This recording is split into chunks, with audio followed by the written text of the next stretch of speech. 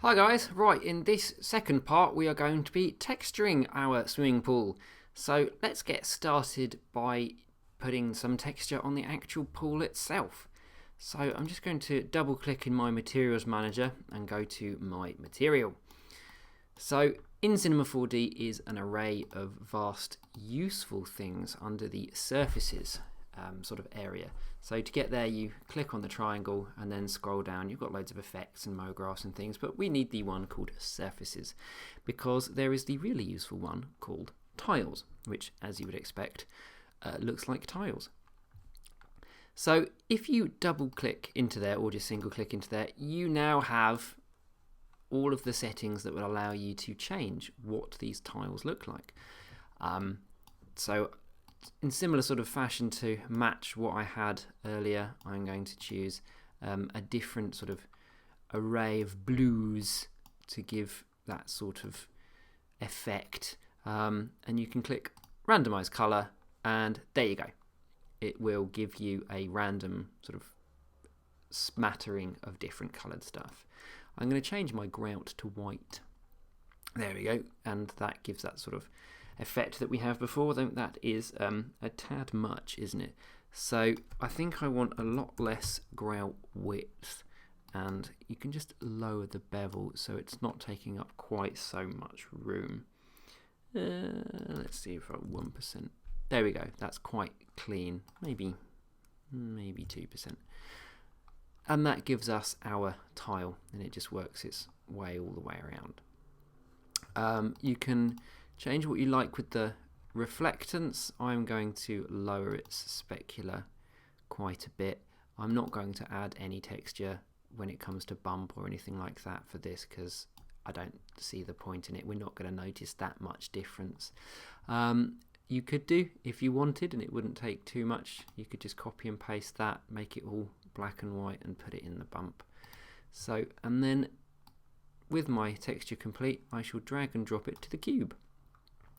There we go. The tiles may be a tad large, so we'll need to adjust that using our mapping. So where it says projection, so make sure you've got your tag selected and then go to projection. I always find changing it to cubic gives me a better overall result. Again, those tiles are a bit large, so if we did 50 and 50, still a bit large. Let's say 25, 25. Let's sort of dolly in for a closer inspection. Yeah, they're not too bad, but again, I think I'm going to halve that. 12.5, 12.5. There we go. Plenty of tiles. That is a lot of tiles, but then it is quite a big pool. So just a quick render. You can see that the anti-aliasing takes over because of the grout width, and it all goes a little bit crazy. That will sort of work itself out in the wash, as it were, when we add more and more stuff to it. So there we go. That's the pool itself done. So if I'm just going to work on the light now, and to make life easy, I'm going to turn off the symmetry and turn off the cloner. Okay, and then go and focus on that. So there we go. We have our single light there. Now, because they're supposed to look like lights, I'm going to make our little sphere look like it's luminant. And the easiest way of doing that, new material, white is good, but I'm going to turn off reflectance and turn on luminance.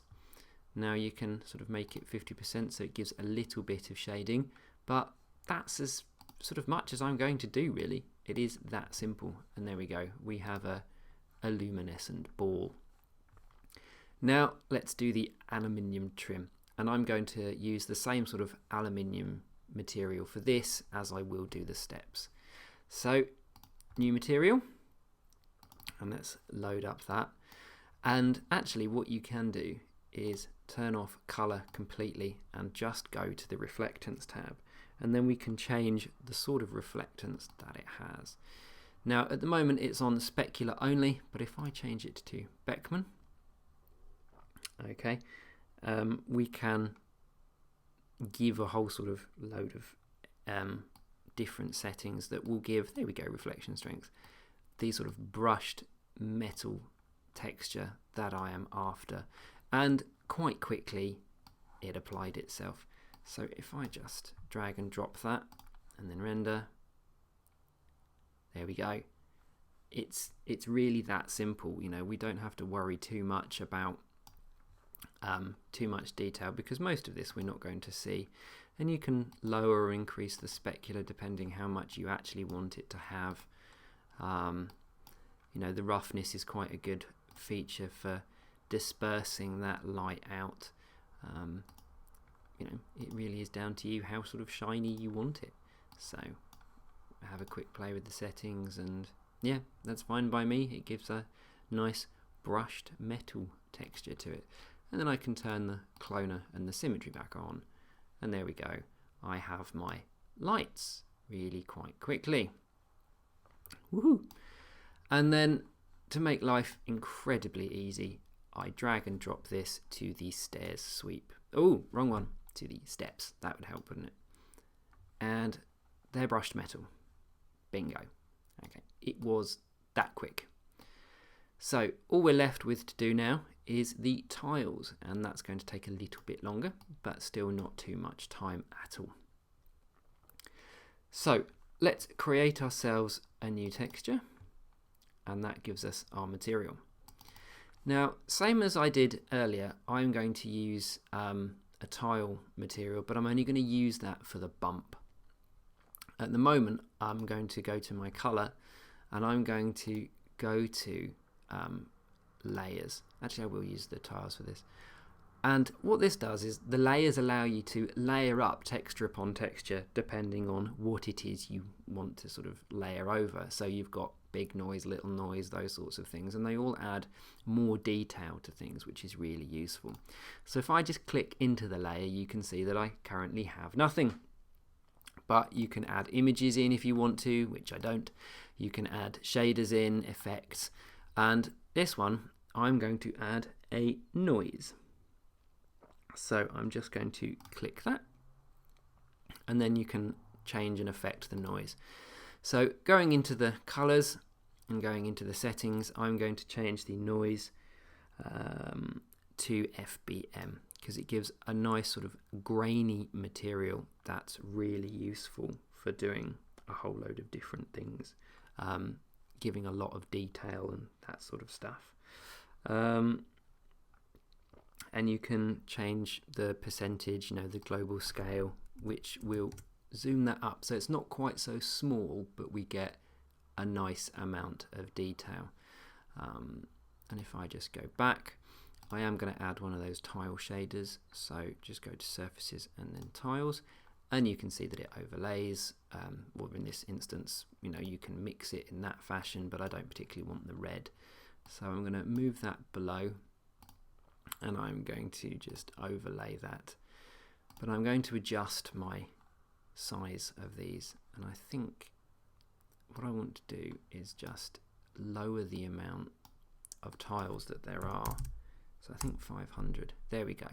And then you can adjust the grout width so that there is hardly any, and the bevel width of that grout. Because what I want this to be is, you know, where my tiles sort of sit. You can see that we get this interesting effect, one laying over the other.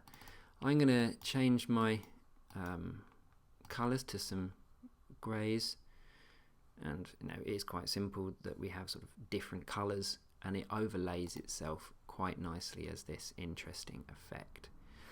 Now what I can do is, under the colour, I can go copy, shader, and then I can add it to the bump just to give a little bit more realism. So, and then little triangle, paste shader, and it will allow you to sort of change that strength. You may need to adjust some of the settings on this so that you can see that we've got a little bit of a line there. The smaller that is, the sort of easier it would be. In fact, you could turn bevel off altogether if you particularly wanted to, and then you don't have to worry about that. Now, what you can also do, just to get rid of this little bit of ghosting, is we can change the delta on that so that it's a little bit sharper, so maybe down to 25%. And if I just make that huge, there you go. That looks a little bit more like the sort of tiling I would like to have on my floor.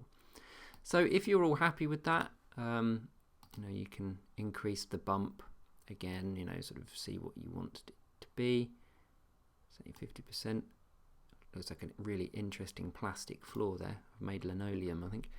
And then click and drag and drop to your cube, which either makes the largest floor or the smallest swimming pool in the world. So we may need to adjust our mapping projection there.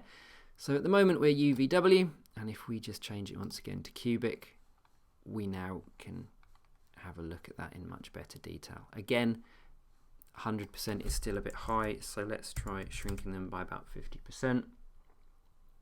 That's not too bad. I might just go 25, no, too much.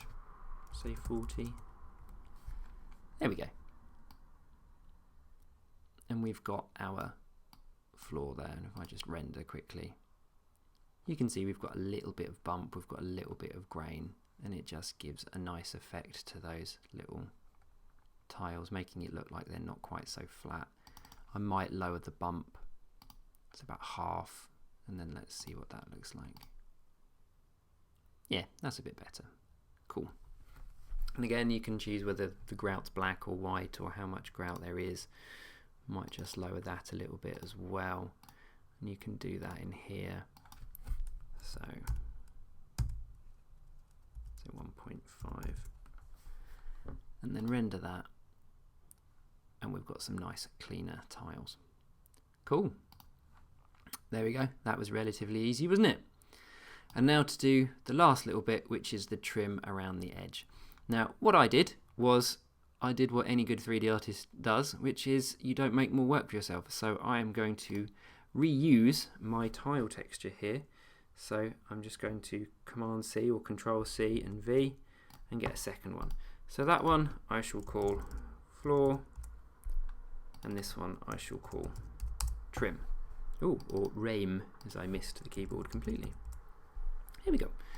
So clicking on that one and then going into its image, I'm going to wipe out these into a white texture so that they are completely white. Oh, there we go, just making all of them white. And then using our mix up here, I'm going to make that grey, and then I'm going to mix the strength between the two. And that just gives a more plain tile texture, but you can control how grey it is based on this. And if you want to, you know, you can go all sorts of weird colours if you wanted to go brown instead, which I don't particularly want to do, so I shall just go back to there. And then drag and drop and apply that to the sweep. Now I've often found that that doesn't work very well straight off, so if I render, there we go, we haven't got any of my nice edging that I would expect to find on that, you know, based because of the fact it's tiles. And if I change it to cubic, we do get some, but I'd have often found that they don't come out very well, and they don't work, sometimes they don't work when they overlap, things like that. Now obviously these wouldn't have a tile in that way, so what we might need to do is just shrink them a little bit that way and shrink or a little bit that way, and then we can see what we think.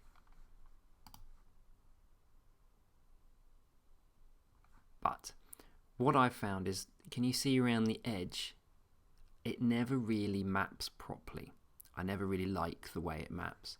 So what I have a tendency of doing is I take my sweep NURBS and rather than cubic, I make it flat. And what that means is that I can then choose how it's being mapped across. So if I just select my sweep, select my tag, and then go to my texture axis mode, you can see that there is it, and that's how it's applying, which isn't astoundingly useful. In some directions it's wonderful, in others not so much. So I'm going to rotate this so that what I can do, 90 degrees that way, and then 90 degrees that way. And it means I can then move this texture about depending on how I want it to look and whether or not I think it's working for what it is I'm trying to create. So that's not too bad.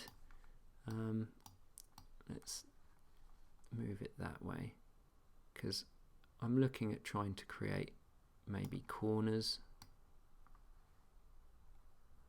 So you've got sort of corner blocks, and then you could shrink it. So using the scale tool, you can just map this about to give you a more realistic look that works and maps itself all the way across. So we've got that grout, which I might change the colour of for this particular, so that it matches something a little bit similar to this.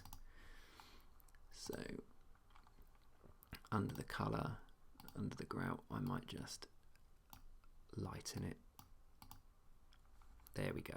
So it's not quite so harsh. There we go. That's not too bad. And then with the bump, I'm going to get rid of a lot of that. I mean, it's already at 0.5, so I might make it 0.1 and no bevel. And I'm going to lower the bump strength so that it isn't quite so harsh when we render. There we go. And that just gives the nice impression that we've got our trim made of a different sort of concrete material, and the floor made up some sort of linoleum tiles that work their way around with our pool, which I may just lower the tiling of there to 20%. Okay, so there we go. That was texturing incredibly fast, but it sometimes doesn't take that long. The majority of it will come into play when we start to do our next bit, which in the next video will be the lighting, the caustics and the water. And I shall see you in that video.